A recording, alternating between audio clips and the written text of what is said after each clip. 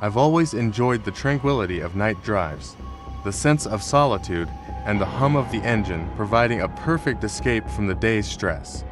That night was supposed to be like any other, a simple drive home from my friend Mike's house after a late-night movie marathon. But it became something far more sinister.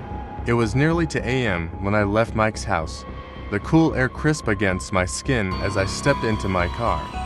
The roads were deserted, save for the occasional flicker of headlights in the distance. I took a deep breath, started the engine, and pulled out onto the highway.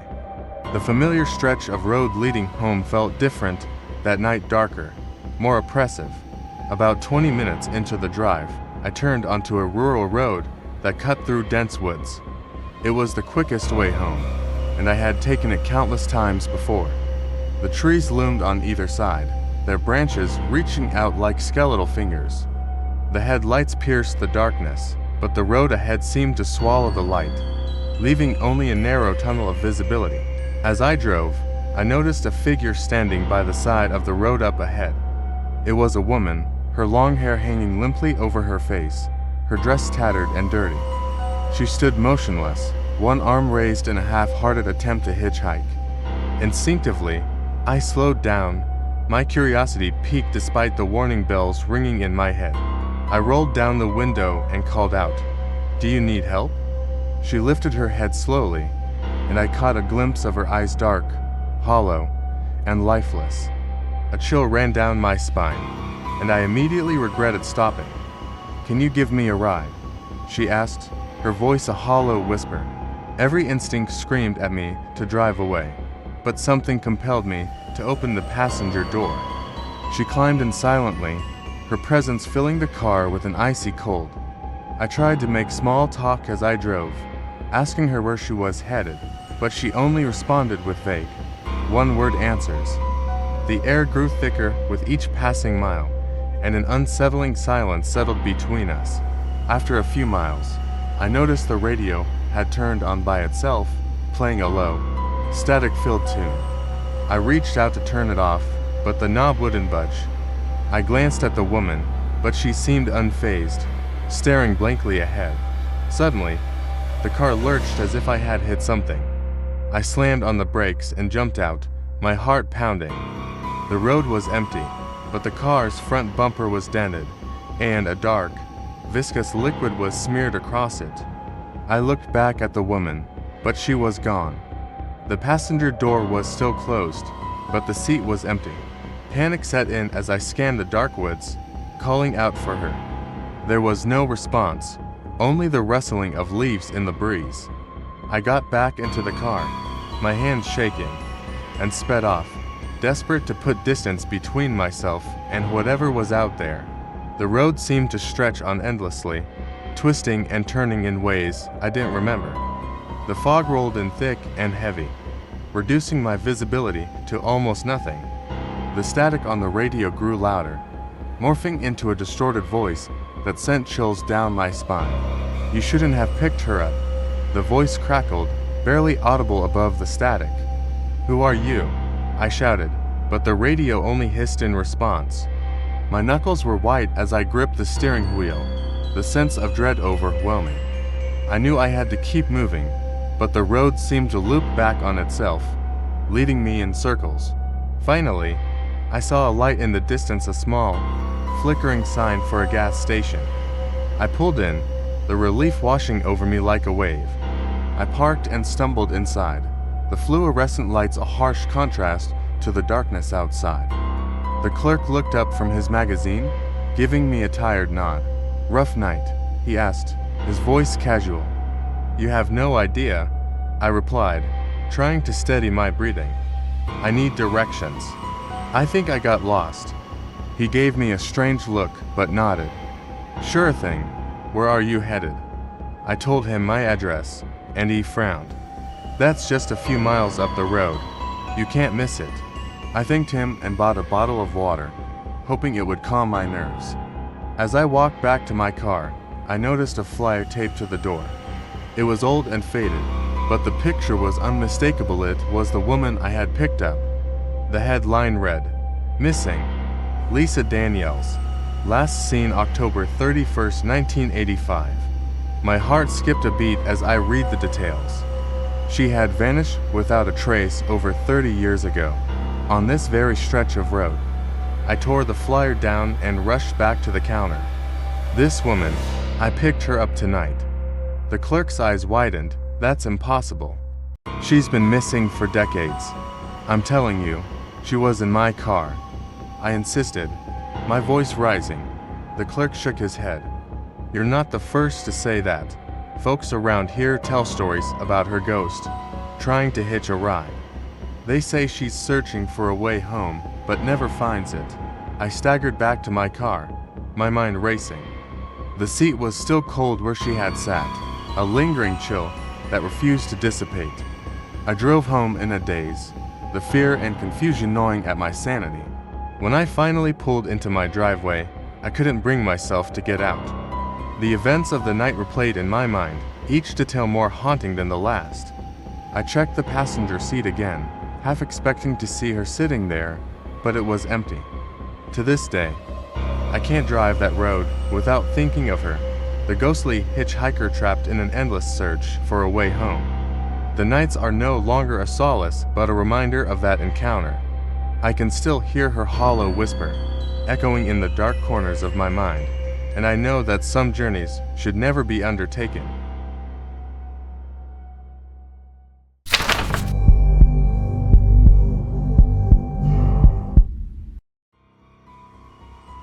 I've always enjoyed the serenity of night drives.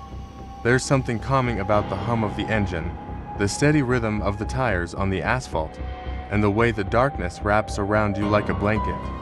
It was supposed to be a routine drive, a simple journey from my girlfriend's house back to my apartment. But that night, the calm I sought was replaced by an unrelenting terror that still haunts me. It was just past midnight when I left, the sky a moonless void. The roads were empty, as they usually were at that hour, and the world seemed to be asleep. I turned on the radio, but static filled the speakers, so I switched it off, opting for the silence instead. The road ahead was a narrow two-lane highway, flanked by dense woods on either side. About 30 minutes into the drive, I noticed the air growing thick with fog. It crept in slowly, swirling around my car, obscuring my vision. I switched on my high beams, but the light only reflected off the fog, making it harder to see. I slowed down, my senses on high alert. The silence that had been so comforting now felt oppressive, and I couldn't shake the feeling that I was being watched. Just as I was beginning to consider pulling over, a figure appeared in the distance. At first, it was just a dark shape, barely visible through the fog. As I drew closer, I could make out more details. It was a man, standing in the middle of the road, wearing a long, dark coat and a wide-brimmed hat that cast his face in shadow. He didn't move as I approached, and my heart began to pound in my chest. I slowed to a crawl, unsure of what to do. The man made no effort to step aside, forcing me to stop completely. My hands gripped the steering wheel tightly as I stared at him through the windshield. For a moment, we were frozen in a silent standoff, the only sound the steady thrum of the engine. Then, without warning, he raised one hand and pointed down the road, past my car. I followed his gesture, squinting into the fog. There was nothing there, just the empty highway stretching into the darkness. When I looked back, the man was gone. My heart skipped a beat, and I frantically searched the road and the surrounding woods, but he had vanished without a trace. My instinct screamed at me to leave, to get as far away from this place as possible. I accelerated, my eyes darting from side to side, half expecting the man to reappear. The fog seemed to thicken, wrapping around my car like a shroud. The road began to twist and turn in ways I didn't remember, and a sense of disorientation set in. Minutes felt like hours as I drove through the endless fog, my anxiety growing with each passing second. Just when I thought it couldn't get any worse, the radio crackled to life, filling the car with static. I glanced at the dial, confused. I hadn't turned it back on. The static grew louder, a grating noise that set my nerves on edge. I reached out to turn it off, but before I could, a voice broke through the noise. "Turn back." The words were barely more than a whisper, but they sent a chill down my spine. I looked around, trying to find the source of the voice, but I was alone in the car. The static continued to crackle, and the voice spoke again, more insistent this time. "Turn back. You're not safe." Panic surged through me, and I fumbled with the radio, finally managing to switch it off. The silence that followed was deafening. I pressed down on the accelerator, desperate to outrun whatever was happening. The road twisted and turned, and I felt like I was driving in circles. Suddenly, my headlights illuminated something ahead. It was another car, parked haphazardly on the side of the road with its driver's side door hanging open. I slowed down, my curiosity piqued despite my fear. As I pulled up alongside the car, I saw that it was empty. There was no sign of the driver, but the interior was in disarray, as if someone had left in a hurry. I rolled down my window and called out, "Hello, is anyone there?" The only response was the echo of my voice. I was about to drive away when I heard a soft, wet sound, like something being dragged through the mud. It was coming from the woods, just beyond the parked car. My heart pounded as I strained to see through the fog. For a moment, I saw nothing. Then, a shape emerged, moving slowly towards the road. It was the man from before, his coat now torn and covered in mud. His hat was missing, and I could see his face clearly for the first time.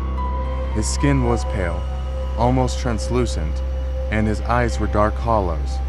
He dragged one leg behind him as he moved, his gaze fixed on me.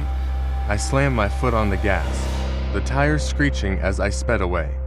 The road seemed to stretch on forever, the fog clinging to my car, but I didn't dare slow down. The image of the man's hollow eyes burned into my mind, and the memory of his whispered warning echoed in my ears. After what felt like an eternity, the fog began to thin, and the road straightened out. I saw the lights of a small town ahead, a welcome sight after the night's terror. I didn't stop until I reached the safety of a well-lit gas station at the edge of town. I parked and stumbled out of the car, my legs shaking. The attendant gave me a concerned look as I approached, but I couldn't find the words to explain what had happened. I just asked for directions to the nearest motel, needing a place to rest and collect my thoughts. That night, as I lay in the motel bed, I couldn't shake the feeling of being watched. The events of the night replayed in my mind, and sleep eluded me. I had escaped the fog and the figure on the road, but the sense of unease remained, a shadow that would follow me for years to come. I never took that route again. The fear of encountering the man in the dark coat and wide-brimmed hat was too great. To this day, I can still hear his voice in the back of my mind, a constant reminder of that night drive from hell. Turn back, you're not safe.